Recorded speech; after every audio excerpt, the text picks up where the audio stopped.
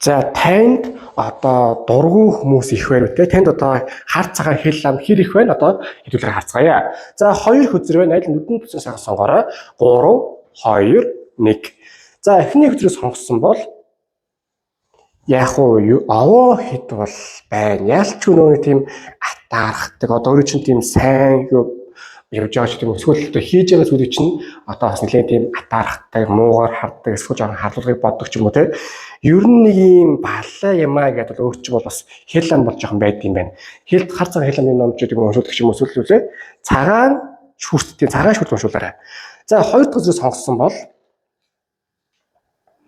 яг уу бодсноос гайгүй нэг хэл амны юм гайгүй. Харин та өөртөө жоохон бас өөрийгөө жоохон унахчаад байж магадгүй байгаа гэдэг. Яана би хэл амд хөрчүүдээ, яана би ингэчүүдээ гэж жоохон хэтрүүлэн бодлоо жоохон их байж магадгүй. Тэрнээс нэг айхтар тийм хэл ам хэрүүл тэмцэл яадаг гэдэг юм алга яг хүнтэй муудсан ч гэсэн тэр муудсан хүн чинь таны нэг айхтар өндөрөөр тийм тусаж аваагүй бололтой юм уу гэж гарч иж байна.